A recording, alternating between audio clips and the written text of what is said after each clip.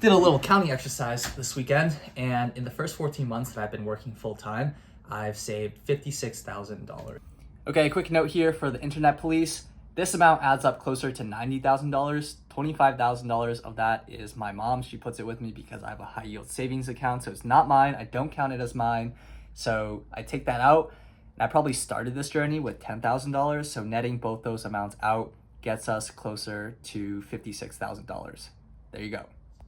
This is not that much in the grand scheme of things. I'm not trying to make it sound like it's a lot, but I want to show you guys how I did it so you can replicate it. I'm going to look at everything here on a 14-month period basis. And towards the end, I'll talk about why I like to look at things in a larger scale as opposed to looking at things from a monthly expense standpoint. So in the 14 months, I feel like I've been able to make a dent, and it just goes to show you don't have to be anal about tracking the numbers. In fact, I didn't know I had saved this much money until I ran this exercise this weekend. So let's start with income.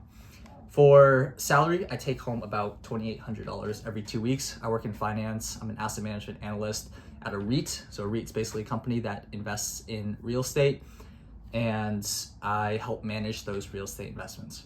I don't make 401k contributions, so this segment may be a little bit higher compared to other people.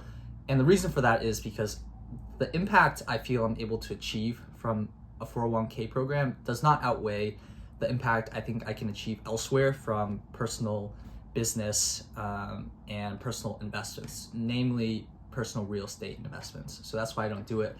But I do contribute to an ESPP, Employee Stock Purchase Program, and during this period contributed about $6,000 for that. So all in all, salary was $80,727.75 over this 14-month period.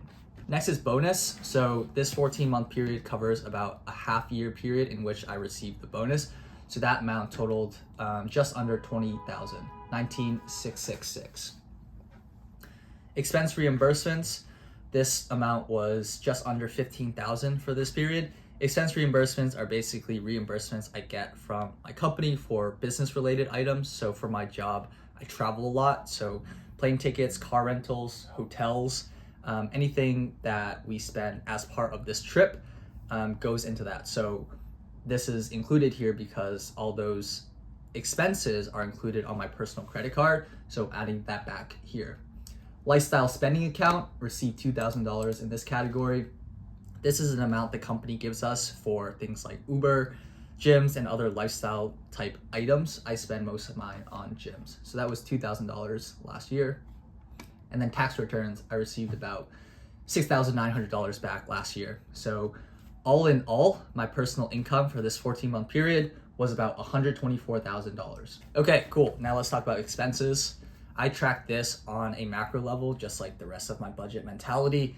So really only looking at two categories, rent and credit card expenses, because that's where all my expenses happen. I don't find a need to break this down more thoroughly. So for this 14-month period, my total rent was $17,875. My total credit card expenses were $51,245, and I added in some cash expenses estimated around $1,500, bringing my total expenses to $71,000. In here, I think I'll note a few recurring expenses. So rent being the largest one, I pay $1,575 a month in rent. That's relatively new. Before that, for a large period of time from June until April this year, I was paying $1,000 in rent at a different place. And in April, I moved to where I live now. It's a 3-bedroom in Chinatown, live with 2 other roommates. It's a recently renovated unit, and I feel like it's a great deal. I'll admit that I think $1,000 is probably very hard to replicate elsewhere here in the city, especially Manhattan, the most expensive borough. But nonetheless, you probably find a deal out there and help you minimize expenses in this category. I pay for a lifetime membership. This is a gym membership, $291 a month. I pay for another boutique gym membership at $234 a month. This is like a private training squad, so a little bit different from just a gym workout, which I found value in. This is relatively new. I've only done this for about a month or two, so it doesn't flow into the full 14-month period. And then lastly, I do public speaking classes about every 3 weeks. So let's just call it 4 weeks every month for the sake of simplicity, and that's $225 per session. So in total, my recurring expenses are $2,326 a month. I don't pay for any streaming services or Spotify or subscriptions of other sort. I've personally never been big into movies and don't listen to music enough where I can't listen to a few ads. Not to say if I eventually get into that space, I wouldn't pay for it, but right now I don't pay for that, for full transparency. And the reason I don't track expenses more closely is because I know the money that I'm spending is on things that I need. I was fortunate enough to grow up with frugal parents with good spending habits, and I was able to take those spending habits for myself.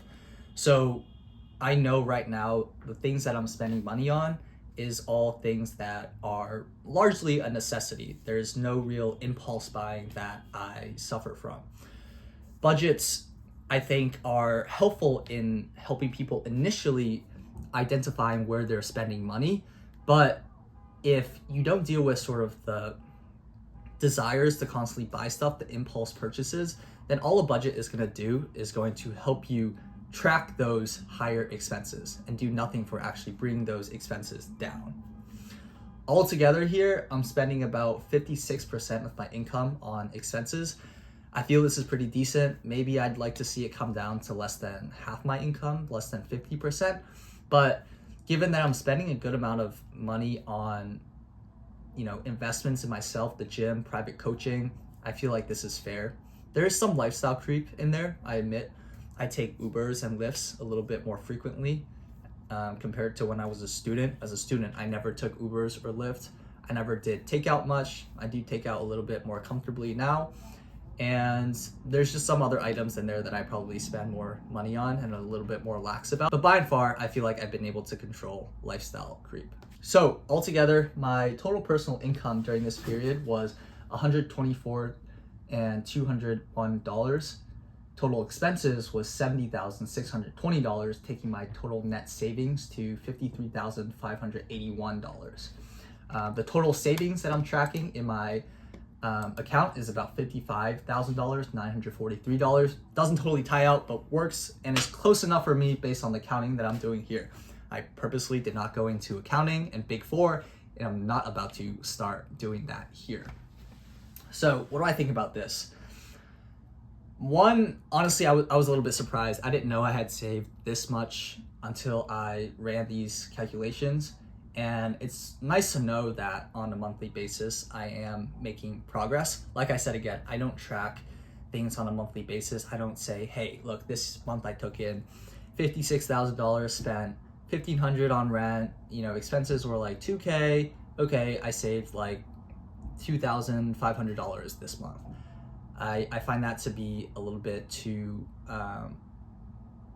there's too much noise in that for that number to be meaningful. And I like to see that now, okay, 14 months into starting full-time, have I made progress towards saving money and the goals that I have as it relates to saving money? And the answer here is yes.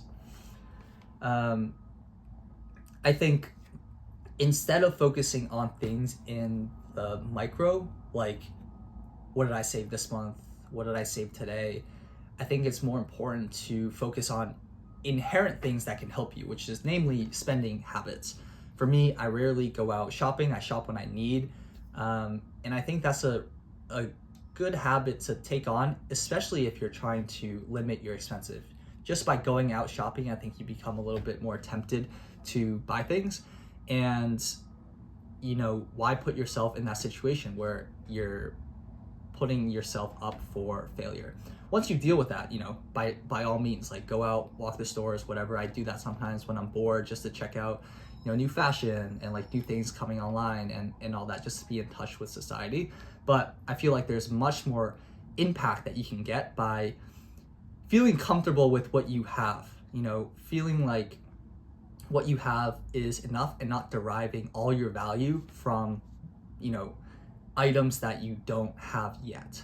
So that's the accounting exercise for this week. If you guys found this helpful and want to go more in depth, I'm happy to do that and show maybe spending categories, what I spent eating out versus travel versus like personal items and things like that.